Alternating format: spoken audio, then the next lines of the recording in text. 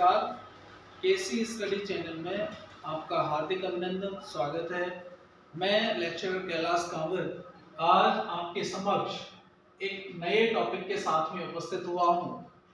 Topic है जो सभी कॉम्पिटिटिव एग्जाम और बोर्ड एग्जाम्स के लिए, चाहे वो सीबीएसई का बोर्ड एग्जाम हो रहा हो, चाहे वो राजस्थान बोर्ड का हो या अदर स्टेट बोर्ड्स के एग्जाम हो, क्योंकि एनसीईआरटी तो संपूर्ण भारतवर्ष में एक ही है, सबके लिए महत्वपूर्ण रहने वाला है।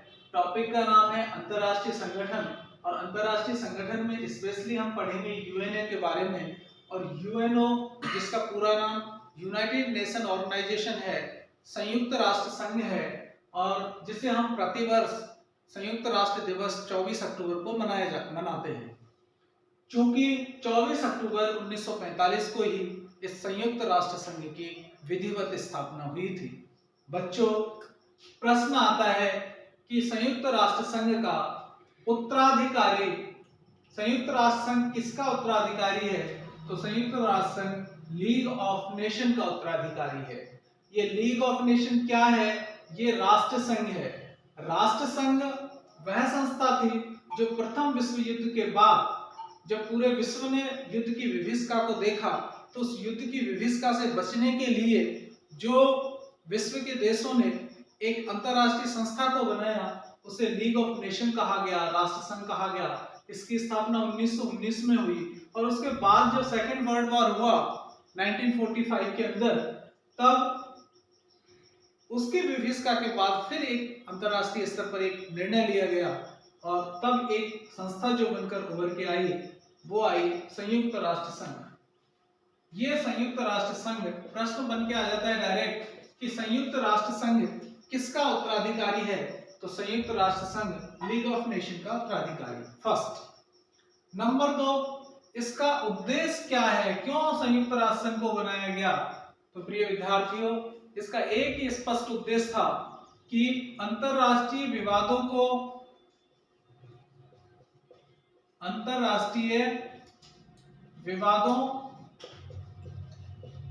का निपटारा,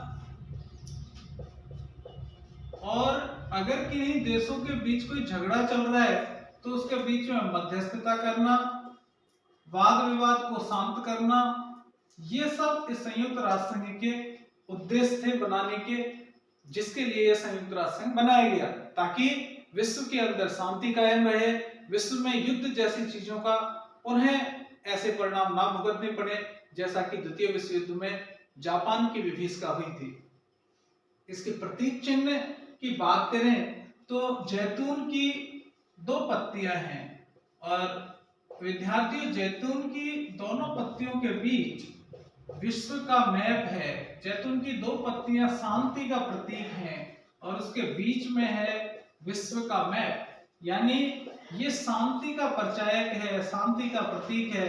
और आपने देखा होगा कि यूएनओ के अंदर जो जाने वाली शांति सेना है, उसके भी जो बैरेट है, उसके जो कैप है, उसके ऊपर भी यही चिन्ह लगा होता है। इसका प्रतीक चिन्ह जैतून की पत्तियां और विश्व का मैप, विश्व का नक्शा, विश्व का जो मैप है, यानी पूरा विश्व शांति से रहे, यह इसका मोटिव है, यह इसका ध्येय है, यह इसका संदेश है, यह इसका लक्ष्य है। अब डैग हैमरशोल्ड, ये संयुक्त राष्ट्र संघ के यूएन के, इस संयुक्त राष्ट्र संघ को हम यूएन भी कहते हैं शॉर्ट भाषा में, संक्षेप में से हम यूएन कहते हैं। और इस यूएन के जो सेकंड महासचिव थे, डैग हैमरशोल्ड थे। ये डैग हैमरशोल्ड वो व्यक्ति हैं जिनकी हवाई दुर्घटना में मृत्यु हो जाती है, और मरणोपरांत इसको शांति का नोबेल पुरस्कार मिलता है। डैग हैमरशोल्ड ने एक बात कही थी, संयुक्त राष्ट्र संघ के संदर्भ में एक महत्वपूर्ण कोटेशन दिया था कि संयुक्त राष्ट्र संघ की जो स्थापना है, वो स्थापना मानवता को स्वर्ग पहुंचाने के लिए तो नहीं, बल्कि उसको नरक से बचाने के लिए हुई है। इसका स्टेटमेंट है कि संयुक्त राष्ट्र संघ की स्थापना मानवता को स्वर्ग पहुंचाने के लिए नहीं, बल्कि उसे नरक से बचाने के लिए हुई है। यानी संयुक्त राष्ट्र संघ व्यक्ति को जो युद्ध है, जो ये अंतरराष्ट्रीय वाद विवाद हैं, झगड़े हैं, इन समस्याओं को निपटाने के लिए एक सार्थक संस्था है। उसके बाद में एनसीईआरटी में एक अगला टॉपिक है ग्लोबल वार्मिंग। विद्यार्थियों, ग्लोबल वार्मिंग को हम हिंदी में वैश्विक ताप वृद्धि कहते हैं। जब संपूर्ण विश्व के अंदर टेम्परेचर इंक्रीज होने लगता है, बढ़ने लगता है, तो इसे ग्लोबल वार्मिंग कहा जाता है। और ये ग्लोबल वार्मिंग क्यों होता है? ये होता है ग्रीन हाउस गैसों के प्रभाव के कारण। और ये ग्रीन हाउस गैसें हैं जैसे कार्बन डाइऑक्साइड है, जैसे मीथेन है, जैसे CFC है। ऐसी गैसें जो पर्यावरण में मौजूद हैं और सूर्य से आने वाली, ये हमारा सन है, और इस सन के द्वारा जो भी रेज हैं वो अर्थ सरफेस पे आ रही हैं, और अर्थ सरफेस से ये वापस रिफ्लेक्ट होकर जब जाती हैं तो यहाँ से ये जब गैसें मिलती हैं तो और इसके टेम्परेचर को बढ़ा देती हैं, और पुनः जब आती हैं तो तापमान में वृद्धि होती है, जो कि किसी एक देश के लिए नहीं बल्कि संपूर्ण विश्व के लिए एक चिंता का विषय है। और ये एक गंभीर सोच का विषय है जिसके ऊपर कॉप कॉन्फ्रेंस ऑफ पार्टीज में डिस्कशन चलता रहता है, पर्यावरण संबंधी मुद्दा है। अगला है इंटरनेशनल मॉनेटरी फंड। ये हमारी एनसीईआरटी के एक इस तरह से पेज पे एक वो बना रहता है, ग्रीन ब्लॉक। उस ग्रीन ब्लॉक को बनाने के लिए में ये दर्शाया गया है IMF। और IMF यानी इंटरनेशनल मॉनेटरी फंड, इसे कहते हैं अंतरराष्ट्रीय मुद्रा कोष। और इस अंतरराष्ट्रीय मुद्रा कोष की सदस्य संख्या 189 है। अंतरराष्ट्रीय मुद्रा कोष की सदस्य संख्या 189 है इसकी संख्या, और इसकी स्थापना वैश्विक वित्त व्यवस्था के देखरेख के लिए हुई है। वैश्विक वित्त व्यवस्था को नियंत्रित करता है ये IMF, अंतरराष्ट्रीय मुद्रा कोष। और अगर किसी को वित्त की आवश्यकता है, अर्थ की आवश्यकता है, तो उसे ये मुहैया कराता है, उसे उपलब्ध भी कराता है। आगे टॉपिक है G7। G7 की स्थापना 1975 के अंदर होती है, और 1975 के अंदर देश है America, Britain, Italy, Canada, Germany, Japan और फ्रांस। इन देशों को, ये जो देश है ये सारे के सारे विकसित देश हैं, और ये विकसित देशों का एक समूह है। G7, G20, ये G20 तो विकासशील देशों का समूह है जिसकी स्थापना 1999 के अंदर होती है, और G7 विकसित देशों का समूह है जिसकी स्थापना 1975 में होती है। तो प्रश्न बन के आ सकता है कि निम्न में से कौन G7 का सदस्य नहीं है? तो हमें याद रखना है कि अमेरिका है, ब्रिटेन है, इटली है, कनाडा है, जर्मनी है, जापान है और फ्रांस है। ये इसके सदस्य देश हैं G7 के। G7 का मतलब होता है ग्रुप ऑफ 7, यानी 7 देशों का समूह। पहले इसमें रसिया भी मिल गया था, G8 हुआ था, बाद में वो हट गया, वर्तमान में G7 है। तो हमें याद रखना है G7 के सदस्य देशों के नाम, हमें याद रखना है G7 का स्थापना दिवस। उसके बाद में ये संयुक्त राष्ट्र संघ कैसे उद्भव में आया, संयुक्त राष्ट्र संघ का उद्भव का चरण क्या रहा, उसका क्या क्रम रहा, इसके बारे में हम देखते हैं। संयुक्त राष्ट्र संघ में सबसे पहले अटलांटिक चार्टर आया। अटलांटिक चार्टर आता है 1941 के अंदर, और इस पर ब्रिटिश प्रधानमंत्री विंस्टन चर्चिल और अमेरिकन राष्ट्रपति FD रूजवेल्ट ये साइन करते हैं कि एक अंतरराष्ट्रीय संस्था होनी चाहिए। इसे अटलांटिक चार्टर कहा गया। अगला इसमें जनवरी 1942 के अंदर सैन फ्रांसिस्को में एक सम्मेलन हुआ, और जिसमें 26 मित्र राष्ट्रों ने भाग लिया। ये वही मित्र राष्ट्र हैं जो कि द्वितीय विश्व युद्ध के अंदर धुरी राष्ट्र और मित्र राष्ट्र थे। मित्र राष्ट्रों के अंदर प्रिय मित्रों हमने पढ़ा कि सोवियत संघ, अमेरिका, ब्रिटेन, फ्रांस, ये जो लोग थे मित्र राष्ट्रों में थे, और इन्होंने सबने इस पर हस्ताक्षर किए सैन फ्रांसिस्को में जो सम्मेलन हो रहा था। और F.D. रूजवेल्ट जो संयुक्त राष्ट्र संघ के राष्ट्रपति थे तत्कालीन, उन्होंने यूएन नाम दिया इसको। उसके बाद अगला याल्टा में सम्मेलन हुआ, इंपॉर्टेंट है, ये क्रीमिया रूस के अंदर आने वाला देश है, सोवियत संघ में है उस समय।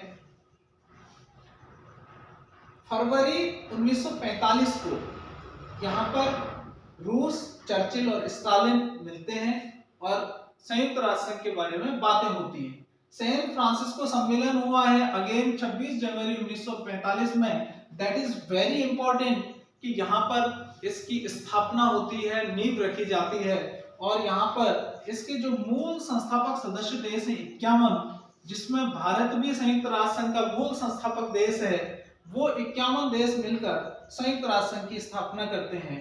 पोलैंड 26 जून 1945 को दस्तखत नहीं कर पाता, ये 15 अक्टूबर को इसमें शामिल होता है। अगेन भारत की अगर बात करें तो भारत संयुक्त राष्ट्र संघ के मूल संस्थापक देशों में से एक है। भारत की ने जो संयुक्त राष्ट्र संघ के इस पर हस्ताक्षर किए मिलने के लिए वो 30 अक्टूबर 1945 को किए और प्रतिनिधित्व करने वाले या भारत की ओर से जो प्रतिनिधि थे वो थे श्री ए रामास्वामी मुदालिया। तो याद रखना है, कई बार परीक्षाओं में डायरेक्टली आया है कि भारत संयुक्त राष्ट्र संघ में कब शामिल हुआ, तो 30 अक्टूबर 1945 को। भारत की ओर से किसने भाग लिया, तो ए रामास्वामी मुदालिया ने। बात आती है कि संयुक्त राष्ट्र संघ का भी कोई संविधान है क्या, या संयुक्त राष्ट्र संघ या कोई भी संस्था, कोई भी देश बिना संविधान के चलना मुश्किल है, क्योंकि संविधान is a set of rule और रेगुलेशन, प्रोटोकॉल और नियमों का एक ऐसा समूह है जिसके बिना कोई देश क्या अपने घर को चलाना भी, अपने किसी एक संस्था को, छोटी संस्था को भी चलाना मुश्किल होता है। तो नियम संयुक्त राष्ट्र संघ के अंदर भी बने हैं। यूएन के चार्टर के अंदर 19 अध्याय हैं, 111 अनुच्छेद हैं। इसका अनुच्छेद 1 इसके उद्देश्य के बारे में वर्णन करता है। संयुक्त राष्ट्र संघ के पर्यवेक्षक देश दो हैं, फिलिस्तीन और वेटिकन सिटी। इसके ये दो संयुक्त राष्ट्र संघ के पर्यवेक्षक देश हैं, ऑब्जर्वर कंट्रीज हैं। अब बात होती है इसकी सदस्य संख्या की। तो इसकी सदस्य संख्या 193 है और इसका जो देश अंतिम रूप से जो इसकी सदस्यता लेता है वो देश है दक्षिणी सूडान। अब बात प्रश्न ये उठता है कि क्या कभी किसी कोई देश ने संयुक्त राष्ट्र संघ की सदस्यता का परित्याग किया है, तो यस, वन टाइम किया है। इंडोनेशिया ने 1965 में संयुक्त राष्ट्र संघ की सदस्यता का परित्याग किया था, लेकिन 1966 में इंडोनेशिया अगेन संयुक्त राष्ट्र संघ का सदस्य बन जाता है। प्रिय विद्यार्थियों, क्योंकि ये रैपिड रिवीजन क्लास है तो इसमें हम ज्यादा डिटेल में नहीं जाएंगे, ब्रीफ में हम चीजों को समझेंगे। चैप्टर बड़ा है तो इसके लिए ये बहुत लंबा होगा। तो हम अब यूएनओ के अंगों की बात करते हैं। यूएनओ के 6 अंग हैं, महासभा है, सामाजिक आर्थिक परिषद है, अंतरराष्ट्रीय न्यायालय है, सचिवालय है, न्यायस्था परिषद है। इस तरह से हम यूएनओ के अंगों के बारे में बात करेंगे और पहले अंग के बारे में बात करेंगे, दैट इज जनरल असेंबली यानी महासभा। महासभा क्या होती है प्रिय विद्यार्थियों, ये इसे विश्व की लघु संसद कहा जाता है, क्योंकि इसमें सभी विश्व के सदस्य देश, इसके सभी विश्व के देश इसके सदस्य हैं तकरीबन, तो इसे विश्व की लघु संसद कहा जाता है। और ये उन्मुक्त अंतःकरण वाला है, यानी जिसकी जो भावना है वो वहां पर प्रकट कर सकता है, जो विचार है वो वहां पर प्रकट कर सकता है। एक ये बहुत परीक्षा का प्रश्न बनता है कि शांति के लिए एकता प्रस्ताव या एचेसन प्रस्ताव कब लाया गया, तो 1950 में। प्रिय विद्यार्थियों, ये है क्या, ये वह प्रस्ताव है जब किसी देश ने वीटो पावर का यूज करने के बाद, जब किसी सुरक्षा परिषद के स्थायी सदस्यों के पास वीटो पावर है और वीटो पावर के बाद में अगर शांति बहाली में नाकाम रहता है तो सभी देश मिलकर शांति के लिए एक एकता प्रस्ताव लाते हैं और फिर उससे वहां पर शांति कायम करने की कोशिश की जाती है। और डैग हैमरशोल्ड ने इसे निरोधक कूटनीति का नाम दिया है। तो हमें यह भी याद रखना है कि डैग हैमरशोल्ड ने इसे क्या कहा है, निरोधक कूटनीति। भारत के संदर्भ में बात करें तो महासभा की पहली जो भारतीय प्रथम महिला अध्यक्ष है वो है विजय लक्ष्मी पंडित। और ये विजय लक्ष्मी पंडित हैं, ये जवाहरलाल नेहरू की बहन है, सिस्टर है, और ये भारत की ओर से 1953 के अंदर महासभा की अध्यक्षता करती है। अगेन इसका इंपॉर्टेंट अंग है सुरक्षा परिषद, सिक्योरिटी काउंसिल। इस सुरक्षा परिषद का कार्य क्या है प्रिय विद्यार्थियों? इसका कार्य है पूरे विश्व में सुरक्षा और शांति बनाए रखना, वैश्विक सुरक्षा और शांति बनाए रखना सुरक्षा परिषद का कार्य है। इसके अंदर वर्तमान में इसकी कुल सदस्य संख्या 15 है, जिसके अंदर 5 तो सुरक्षा परिषद के स्थायी सदस्य हैं,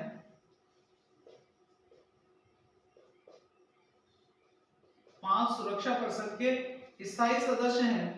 स्थायी सदस्यों में आते हैं कौन कौन? अमेरिका है, उसके बाद ब्रिटेन है, चीन है, फ्रांस है और रूस है। ये इसके 5 स्थायी सदस्य देश हैं संयुक्त राष्ट्र संघ की सुरक्षा परिषद के, और इसके 10 अस्थायी सदस्य देश हैं। अस्थायी सदस्यों की संख्या 10। भारत इसका 7 बार अस्थायी सदस्य रह चुका है। इनका कार्यकाल 2 वर्ष का होता है और 8वीं बार वर्तमान में भारत संयुक्त राष्ट्र संघ का अस्थायी सदस्य है। तो हमें यह भी ध्यान रखना चाहिए प्रिय विद्यार्थियों। इसके साथ हमें यह भी ध्यान रखना चाहिए कि संयुक्त राष्ट्र संघ की जो ये संख्या है, इसको पहले अस्थायी सदस्यों की संख्या 6 थी और वर्तमान में इसे 6 से बढ़ाकर, वर्तमान में नहीं, इसे 1965 में 6 से बढ़ाकर 10 कर दिया गया, 6 to 10 कर दिया गया। तो अगर पूछा जाए कि संयुक्त राष्ट्र संघ के सुरक्षा परिषद की कुल संख्या को 10 से बढ़ाकर 15 कब कर दिया गया, तो इसे 1965 के अंदर कर दिया गया। यह भी बात हमें याद रखनी होगी। अगला अंग है आर्थिक व सामाजिक परिषद। हम बात कर रहे हैं संयुक्त राष्ट्र संघ के अंगों की बात कर रहे हैं। तो आर्थिक और सामाजिक परिषद, इसकी सदस्य संख्या है 54, और इसके अंदर international labour organisation, WHO, world health organisation, विश्व स्वास्थ्य संगठन, फूड एंड एग्रीकल्चर ऑर्गेनाइजेशन जैसी एजेंसीज आर्थिक और सामाजिक परिषद के निर्देशन में कार्य करते हैं। इसका चौथा अंग है न्यायसत्ता परिषद, जो वर्तमान में निष्क्रिय है। इसको 11 न्यायसत्ता क्षेत्रों को स्वतंत्रता प्रदान करवानी थी या दूसरे देशों के अंदर मिलाना था, और वो काम इसका पूरा हो गया 1984 में।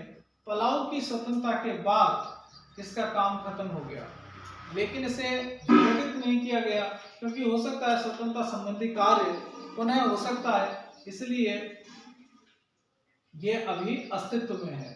अंतर्राष्ट्रीय न्यायालय, इसका मुख्यालय हेग, नीदरलैंड के अंदर स्थित है। इसमें न्यायाधीशों की संख्या है 15, कार्यकाल है 9 वर्ष, गणपूर्ति है 9। गणपूर्ति क्या होती है कि 9 सदस्यों के बिना, जैसे लोकसभा की सदस्य संख्या है 545 और उसकी गणपूर्ति है 1/10, तो गणपूर्ति यानी 1/10 जब तक सदस्य नहीं होंगे, लोकसभा की प्रोसीडिंग या कार्रवाई शुरू नहीं हो सकती। भारत की ओर से भी क्या हमारे मन में सवाल आता है कि इसमें इंटरनेशनल कोर्ट ऑफ जस्टिस यानी अंतरराष्ट्रीय न्यायालय के अंदर न्यायाधीश रहे हैं। तो जी हाँ, BN राव, जिन्हें बेनिगल राव कहा जाता है, GS पाठक, गोपाल स्वरूप पाठक, नागेंद्र सिंह CJI रहे हैं, और एक दलवीर सिंह भंडारी, ये भी अंतरराष्ट्रीय न्यायालय में न्यायाधीश रह चुके हैं। अगला अंग है सचिवालय, जिसका मुखिया होता है महासचिव, और वर्तमान में महासचिव का जो क्रम है वो 9वां है, और 9वें महासचिव हैं अंतोनियो गुतेरस, और ये अंतोनियो गुतेरस पुर्तगाल के रहने वाले हैं, पुर्तगाली हैं ये, और क्रम में 9वें नंबर के हैं।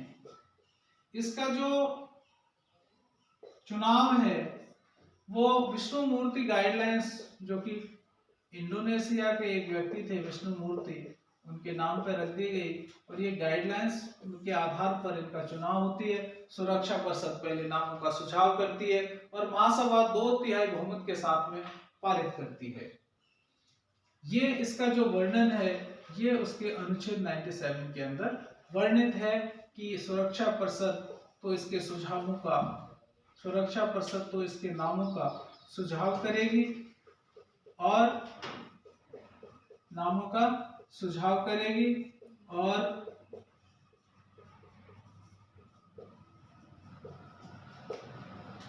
सुरक्षा परिषद नामों का सुझाव करेगी और महासभा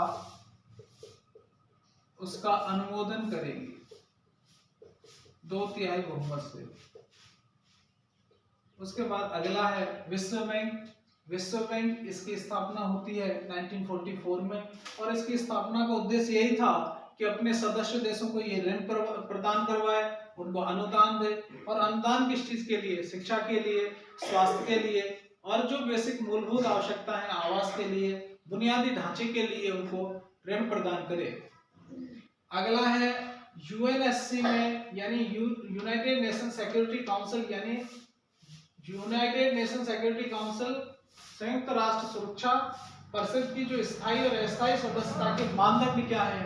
तो मानदंड ये है कि एक तो उसको क्या होनी चाहिए, बड़ी आर्थिक ताकत या सैन्य शक्ति वाला देश होना चाहिए। दूसरा, संयुक्त राष्ट्र के बजट में उसका निरंतर योगदान और वो भी ज्यादा हो। आबादी के लिहाज से वो एक बड़ा राष्ट्र हो और लोकतंत्र और मानव अधिकारों का वो सम्मान करता हो। ऐसे जिसके पास मानदंड है उसे यूएनएससी की स्थायी और अस्थायी सदस्यता के लिए बनाया गया है। ये मानदंड क्या क्या मानदंड है? बड़ी आर्थिक और सैन्य ताकत होना चाहिए, वह लोकतंत्र और मानव अधिकारों का सम्मान करता हो, संयुक्त राष्ट्र संघ के बजट में योगदान करता हो और आबादी के लिहाज से बड़ा राष्ट्र हो। अब एक इंपॉर्टेंट प्रश्न बन के आ जाता है वन लाइन में, चूंकि परीक्षा पैटर्न भी बोर्ड का तो चेंज हुआ है, वन लाइनर प्रश्न आ सकते हैं, ऑब्जेक्टिव प्रश्न अधिकांश प्रतियोगी परीक्षाओं का पैटर्न है। तो मानव अधिकार परिषद की स्थापना कब हुई? तो प्यारे विद्यार्थियों, इसकी स्थापना 2006 में होती है और 19 जून से ये सक्रिय है। अगला बिंदु है यूएन के अंदर, संयुक्त राष्ट्र संघ के अंदर वीटो का सर्वाधिक प्रयोग किसने किया? तो वीटो का अर्थ होता है वीटो का अर्थ होता है निषेधाधिकार, मना करना, यानी संयुक्त राष्ट्र संघ में निषेधाधिकार मना करना। संयुक्त राष्ट्र संघ के अंदर अगर कोई प्रस्ताव लाया गया और सुरक्षा परिषद के 5 स्थायी सदस्यों में से अगर कोई एक सदस्य भी मना कर देता है तो ये खारिज हो जाता है। तो ये वीटो पावर का फैक्ट के अंदर प्रश्न आ सकता है कि वीटो का सर्वाधिक प्रयोग करने वाला देश कौन सा है? तो यूएसएसआर, जो पहले रसिया यूएसएसआर के नाम से था, उसने 135 बार प्रयोग किया है।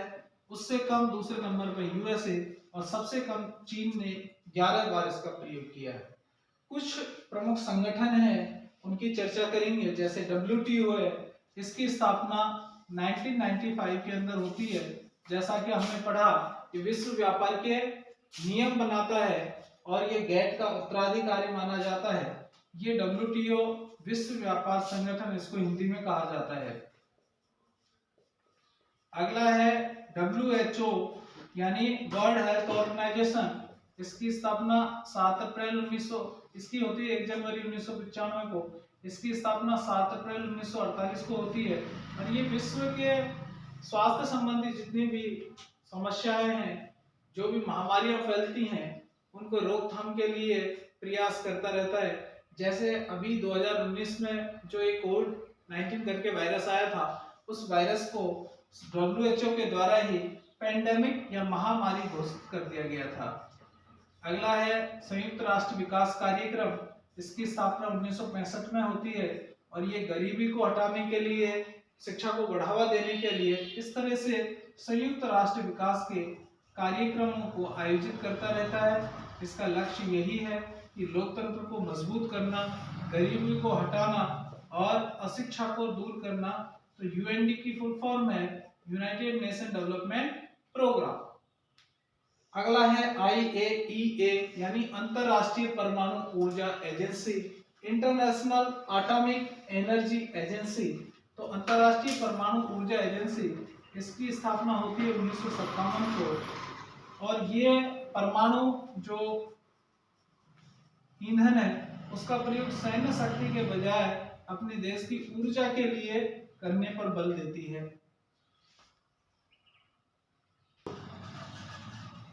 अन्य ये जो फॉर्म है, ये जो संगठन है, इनका विस्तृत रूप पूछा जा सकता है। जैसे यूनेस्को है, तो यूनेस्को का मतलब होता है united nation education scientific and cultural organisation. Hindi में से कहेंगे संयुक्त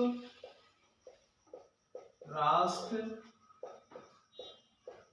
सामाजिक सांस्कृतिक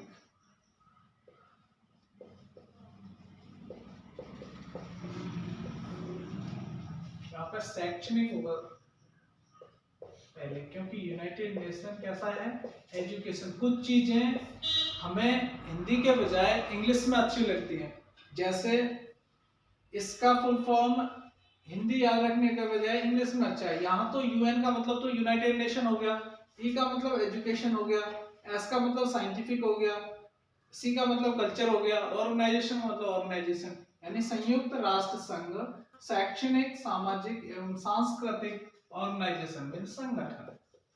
इसका विस्तृत रूप लिखवा सकता है, विस्तृत रूप आ सकता है बोर्ड परीक्षा में। तो यूनिसेफ यूनाइटेड नेशन यहाँ तक तो है ही है। चिल्ड्रन इमरजेंसी फंड है यानी बाल सहायता कोष।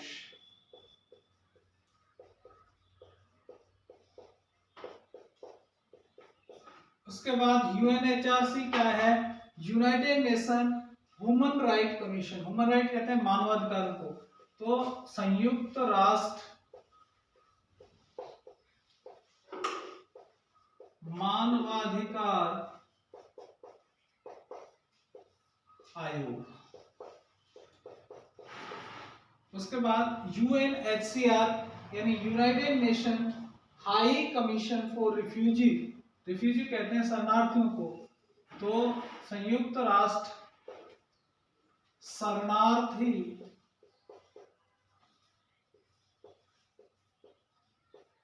उच्च आयोग। अब बिंदु आता है संयुक्त राष्ट्र संघ में सुधार होने चाहिए। बहुत पहले से जो चला आ रहा है, 1965 में एक बार सदस्य संख्या बढ़ी है। अब अन्य देश अंतरराष्ट्रीय व्यवस्था में आर्थिक शक्ति में तेजी से आर्थिक शक्ति के रूप में उभर रहे हैं, जैसे भारत है। तो संयुक्त राष्ट्र में सुधार होना चाहिए और भारत उसके मानदंडों को पूरा करता है। कैसे? भारत विश्व की सबसे बड़ी आबादी वाला देश है। पहला बात, आबादी वाला देश। इससे ऊपर एक और है चाइना। तो चाइना तो क्या है, संयुक्त राष्ट्र का सदस्य है ही है। तो इस लिहाज से ये आबादी वाला देश है सबसे बड़ा। विश्व का सबसे बड़ा लोकतंत्र भारत के अंदर पाया जाता है। यूएन के जितने भी शांति बहाली के प्रयास हुए हों, चाहे वो कांगो गई हो यूएन की फोर्सेज, चाहे वो सूडान गई हो, चाहे वो इजराइल गई हो, चाहे वो फिलिस्तीन गई हो, सभी शांति बहाली के प्रयासों में भारत ने भाग लिया है। संयुक्त राष्ट्र बजट में नियमित रूप से भाग लेता है या योगदान देता है। क्या करता है? योगदान करता है बजट में। संयुक्त राष्ट्र नियमित रूप से भारत कितना 0.8%। अब किताब के अंत में दे रखा है मानव स्वयंसेवी संगठन। वो दो दे रखे हैं, दो नहीं, हमने यहाँ पे 3 लिख दिए हैं। अगर एक याद नहीं रहे तो ये रेड क्रॉस एक छोटा है इसलिए याद रह जाएगा। पहला है एमनेस्टी इंटरनेशनल। ये क्या है? मानव अधिकारों से संबंधित मानवों के अधिकारों की रक्षार्थ ये संगठन है, इतना ही याद रखना है। एमनेस्टी इंटरनेशनल, इसकी स्थापना 1961 में हुई है। और ह्यूमन राइट वॉच, और ये इसकी स्थापना 1863 में हुई। तो प्रश्न यही बन सकता है कि किन्हीं दो मानव स्वयंसेवी संगठनों के नाम लिखिए। तो एक है ह्यूमन राइट वॉच, दूसरा है एमनेस्टी इंटरनेशनल, तीसरा है रेड क्रॉस सोसाइटी। अब संयुक्त राष्ट्र संघ के महासचिवों के बारे में हम एक बार देख लेते हैं कि संयुक्त राष्ट्र संघ के महासचिव कौन कौन रहे हैं? तो संयुक्त राष्ट्र संघ के जो प्रथम महासचिव रहे हैं वो त्रिगवेली रहे हैं। कहीं कहीं इन्हें अंग्रेजी में ट्राइक वैली कहा गया है। तो बात एक ही है, ये रहने वाले नॉर्वे के थे और ये स्वीडिश रसायन शास्त्री थे। ये त्रिवेली नॉर्वे के रहने वाले थे और संयुक्त राष्ट्र संघ के प्रथम महासचिव थे। इनको प्रथम महासचिव होने का गौरव प्राप्त हुआ है, प्रथम महासचिव थे। उसके बाद में हमने पढ़ा कि संयुक्त राष्ट्र संघ का जो गठन है वो मानवता को स्वर्ग पहुंचाने के लिए नहीं बल्कि उसे नरक से बचाने के लिए हुआ है, ऐसा कहने वाले डैग हैमरशोल्ड नंबर 2 के हैं, जिनकी वायु दुर्घटना में मृत्यु हो जाती है, वायु दुर्घटना में, और जिन्हें मरणोपरांत नोबेल शांति पुरस्कार मिलता है। तो अगर प्रश्न आ जाए कि संयुक्त राष्ट्र संघ के उस महासचिव का नाम लिखिए जिन्हें मरणोपरांत नोबेल शांति पुरस्कार मिला, तो उसका उत्तर हो जाएगा क्या विद्यार्थियों? डैग हैमरशोल्ड। डैग हैमरशोल्ड के बाद है कुर्ट वाल्डियम।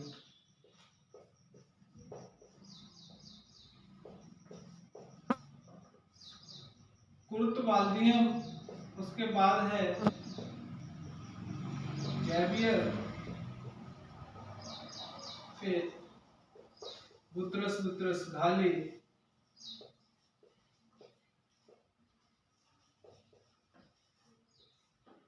उसके बाद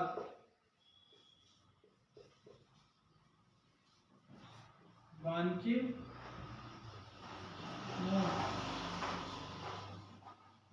मून, उसके बाद कॉफी अन्नान, और उसके बाद एंटोनियो गुटेरेस। अब इनके कोई एक दो महत्वपूर्ण चीजें हैं जो परीक्षा का प्रश्न बन सकती हैं, उनके बाद इस तरह ये हमने संयुक्त राष्ट्र संघ के महासचिव देखे, 9 महासचिव हैं। इसमें डैग हैमरशोल्ड और डैग हैमरशोल्ड के बाद एक महासचिव के क्रम है, 3rd नंबर के क्रम पे है ह्यू थांट।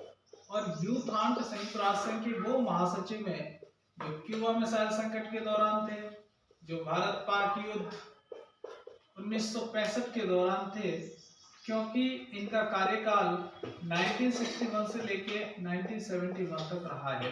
तो इनके कुछ महत्वपूर्ण बिंदु हैं, वो परीक्षा का प्रश्न बन सकते हैं, वो भी खास नहीं है। जो बुतरस घाली है, इन्होंने an agenda for piece report जारी की। इसमें क्या था? पीस कीपिंग, पीस बिल्डिंग और पीस मेकिंग की बात की थी। ये एन एजेंडा फॉर पीस किसके समय पर रिपोर्ट जारी हुई? कि संयुक्त राष्ट्र महासचिव के, तो बुतरस घाली। बान की मून के समय पर क्या हुआ? मानवाधिकार परिषद की स्थापना हुई और इन्हें जीते जी नोबेल शांति पुरस्कार मिला। विद्यार्थियों, आपको पता है कि मृत्युपरांत, मरणोपरांत जो नोबेल पुरस्कार मिला है वो तो डैग हैमरशोल्ड को मिला है, और जीते जी 2001 में मिला है ये बान की मून को मिला है। कॉफी अन्नान, इनके समय में एसडीजी यानी सस्टेनेबल डेवलपमेंट गोल, जिसे हम सहस्त्राब्दी विकास लक्ष्य के नाम से जानते हैं, और इसका लक्ष्य जिसमें 17 बिंदुओं पर बात हुई थी, और इस लक्ष्य को हासिल करने के लिए जो वर्ष है वो 2015 से 30 तक निर्धारित किए थे। एंटोनियो गुटेरेस ये वर्तमान के हैं ही हैं, 90 नंबर के महासचिव हैं संख्या के हिसाब से, और 2017 से वर्तमान तक इस महासचिव के पद को सुशोभित कर रहे हैं। तो इस तरह से ये संयुक्त राष्ट्र संघ वाला जो पार्ट है, इसके संपूर्ण क्रैक्स आपके समक्ष प्रस्तुत किए, और आप इनको अवश्य देखिएगा और अपने परिश्रम को धार दीजिएगा, क्योंकि परीक्षाएं नजदीक हैं। और हमेशा फैक्ट्स को याद रखना, क्योंकि परीक्षाओं में आजकल ट्रेंड बदला है, फैक्ट्स पूछे जाते हैं। आप अपने मेहनत को और विवेकानंद जी के उन कथनों को याद रखो कि उठो जागो और तब तक ना रुको, तब तक लक्ष्य प्राप्त हो जाए। इसलिए आप तब तक ना रुकिए जब तक कि आप अपने सर्वोच्च तक नहीं पहुंच जाएं। इन्हीं शब्दों के साथ धन्यवाद, नमस्कार। चैनल को शेयर और सब्सक्राइब कीजिए। नमस्कार।